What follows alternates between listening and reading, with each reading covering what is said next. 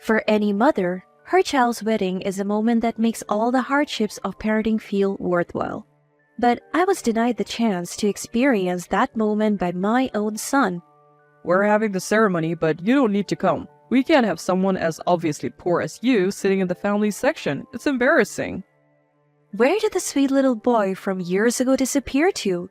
Hearing my son's thoughtless words, I decided not to attend the wedding as he wanted. Little did I know what this would lead to. My name is Alithia, and I'm 55 years old this year. My husband passed away 10 years ago, and since then, I have been raising our son Roswell all by myself. Being a single mom, I didn't want Roswell to ever feel disadvantaged. I vowed to ensure Roswell's happiness, dedicating all my time and effort to him. While juggling housework and a part-time job to make ends meet, I managed to put Roswell through college. Perhaps because he saw my struggles up close, Roswell grew up to be a kind boy who would help with chores when I was busy. Mom, thank you for letting me go to college. Hearing these words from Roswell made all my hardships disappear. I thought I hadn't made a mistake in my parenting, but as soon as he started attending college, Roswell began to change.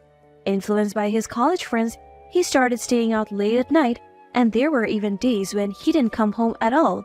And that wasn't all. When he ran out of money for his outings, he started demanding money from me. When I voiced my concern and refused, he snapped back with insults I had never heard before, calling me a useless old hag. Roswell had changed completely. Soon enough, he entered his senior year and started job hunting. But after being rejected by the first few companies, he fell into despair. Even when I encouraged him to keep trying at other companies, he would shout back, What's the point? No matter how hard I try, nobody's going to hire me. "What do you mean?" A son from a poor single mom household like me is weeded out at the resume stage. It seemed Roswell had been persuaded by his college buddies that he was rejected from the job because he was the son of a poor single mother. Of course, no reputable company would make such a decision, but no matter what I said, Roswell would believe his friends and had given up on himself. Eventually, he managed to land a job at a small company through the introduction of his college friends, but that only worsened our relationship. Roswell believed that I, his mother, was the one who hindered his employment and everything was my fault. He saw his college friends who sympathized with his struggles and helped him find a job as his allies and people he needed in his life. This became his reality. Despite starting his job, he continued hanging out with his college friends and our relationship remained irreparable. A few years passed and the only time Roswell would talk to me was when he needed money. One day, unusually, Roswell started a conversation with me. I've decided to get married. I couldn't hide my joy at the sudden news. "Congratulations! What's she like? When's the wedding?" Barely glancing at my joyful expression, Roswell responded curtly. She's a friend from college. What he said next left me in disbelief. We're having a ceremony, but you don't need to come. What? She said it would be embarrassing to have someone like you, who obviously looks poor, sitting in the family section. Not being able to attend my own son's wedding? Oh, what a ridiculous thought. I tried desperately to persuade him, but Roswell insisted. She doesn't want you there. And wouldn't budge an inch. He wouldn't listen at all. It's terrible that I can't see my only son, whom I've worked so hard to raise, on his special day. Stop nagging. I wish I was born into a normal family. Your struggles are your own fault, right? I don't care about your hardships. He was just being led astray by his bad friends. Russell was truly a good kid. At least that's what I had always believed until I heard him hurling those insults. Something in me broke. All right. I told Roswell I wouldn't go to the wedding. Knowing I had given up, Roswell seemed relieved and happily went on with the wedding preparations. Hey, Eleanor. I just sent the guest list. Huh? Oh, my mom? Of course, she's not coming. She made a fuss at first, but I convinced her for your sake. Even hearing Roswell report this to his bride over the phone, I felt nothing anymore. The boy was no longer the Roswell I knew. I had accepted that. When the day of Roswell's wedding arrived, I spent it like any other, just sending a congratulatory message. It was then that Roswell called me. Mom, you need to come now. What? What are you talking about? You're the one who told me not to come. The situation has changed. Apparently, Roswell and his bride had told the guests that I, his mother, had passed away just like his father. And then they received my message. The moment it was read out loud, the venue must have erupted in confusion. After all, they had received a message from a mother who was supposed to be dead. Just like that, Roswell's lie was exposed. People in attendance told him it was unthinkable not to invite one's real mother to a wedding. I was told the situation wouldn't settle down unless I went. Mom, we need you there. I know it's a lot to ask, but if you still see me as your son, would you come and see me at my wedding? Roswell's words humbled at the end, stirring something in me. I thought this might be my last duty as a mother, so I decided to honor Roswell's request. When I arrived at the entrance of the venue, Roswell, who had come to pick me up, ran towards me. Mom, you came. Thank you. It felt like a long time since I had heard Roswell's sincere voice. While Roswell seemed genuinely apologetic, his fiancée, Eleanor, looked displeased. Why did you send that message? Was it harassment? We had neatly squared away that my mother-in-law was dead, but you have ruined it. Eleanor seemed to believe that I was to blame for everything that had gone wrong. I was disappointed in Roswell's choice for a spouse, reflecting on his poor judgment. Easy, Eleanor. We were wrong to lie in the first place. Everyone at the ceremony should be satisfied now. Let's just get going. So now, even you, Roswell, are saying that my plan was wrong? If your mother hadn't sent out that message, nobody would have doubted that she was dead. Mother-in-law, please don't say anything unnecessary. Any embarrassing stories about hardships or poverty reflect poorly on me and Roswell. We invited you to the wedding reluctantly. But don't think this means we'll have a parent-child relationship from now on. After the wedding, please stay out of me and Roswell's life. Understand? Eleanor. I was curious about what Roswell seemed to want to say, but I had been prepared to cut ties with him since the moment he verbally attacked me. Just like Eleanor said, I attended the ceremony with the mindset that this would be the last time I would see Roswell and Eleanor. Understood. I promise. Eleanor seemed relieved at my words and deliberately hooked her arm through mine to enter the venue. I'll play the part of the loving mother for now. Keep this as a good memory and live lonely from tomorrow, okay? As I entered the venue with Eleanor, the attendees immediately rushed over to us. Everyone, sorry to keep you waiting. Mother-in-law was shy and wouldn't come, so we had to go and fetch her. Ignoring the smug Eleanor, the attendees started to talk to me one after another. Alethea, I knew it was you. So glad to see you here. We really owe you one from this. When you have some free time, please help us again. Eleanor, who had been ignored, and Roswell, who was watching next to her, were at a loss, not understanding what was happening. Though a bit surprised, I responded to everyone's words. I never thought I'd have the chance to meet all of you at my son's wedding, I said. The guests at the ceremony were all senior executives from Eleanor's company, all of whom I have worked with in the past. Up until now, I hadn't told Roswell much about my work. Before retiring upon his marriage, I worked in the secretarial office of a well-known company.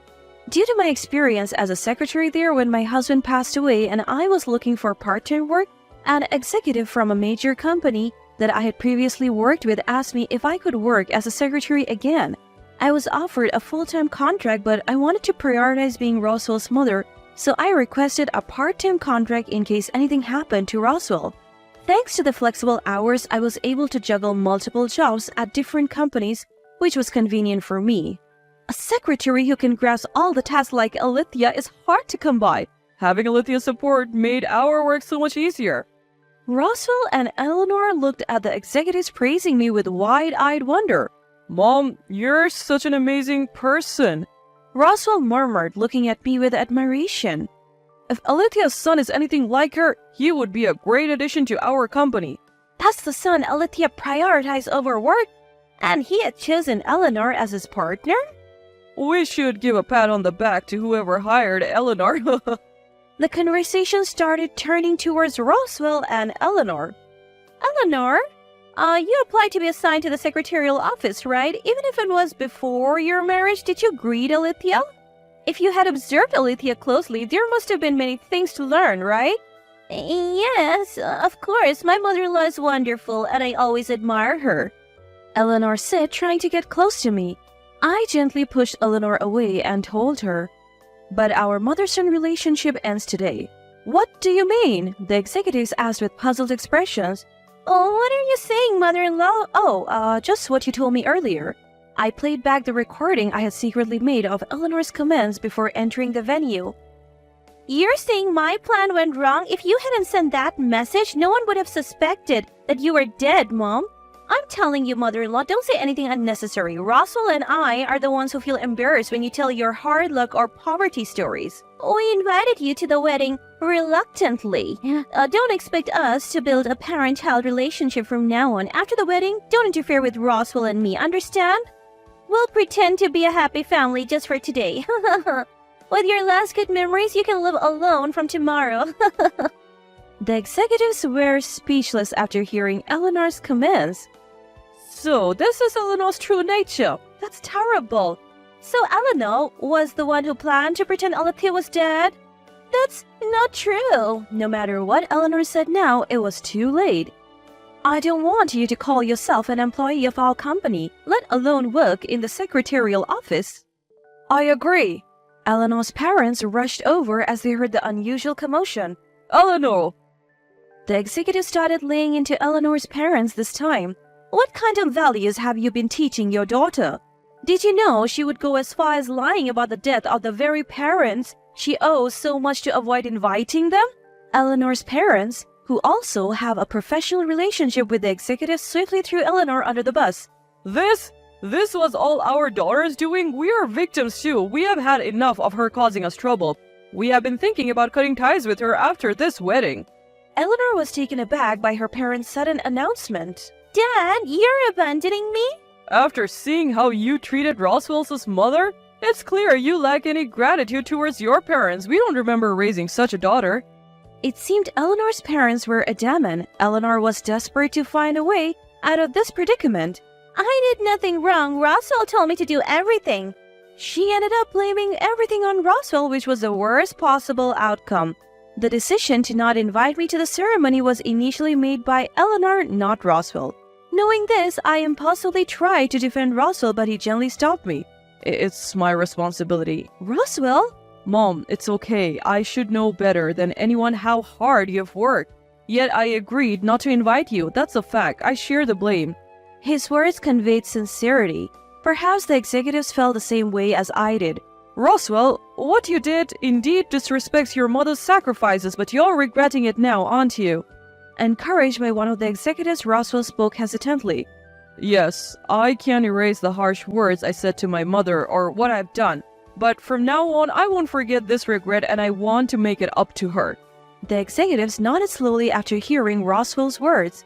People make mistakes, but if they are acknowledged, they can start over. But Eleanor has only tried to dodge responsibility till the very end. She shows no signs of remorse. There's no room for growth that way. No. Upon hearing the executive's words, Eleanor went pale. Let's give Eleanor a chance to grow. We'll transfer you to a different department. What? Wait, are you sending me to the secretarial office? Eleanor, who briefly lit up with hope, hung her head at the executive's next words. Of course not. You'll be transferred to a branch on a remote island.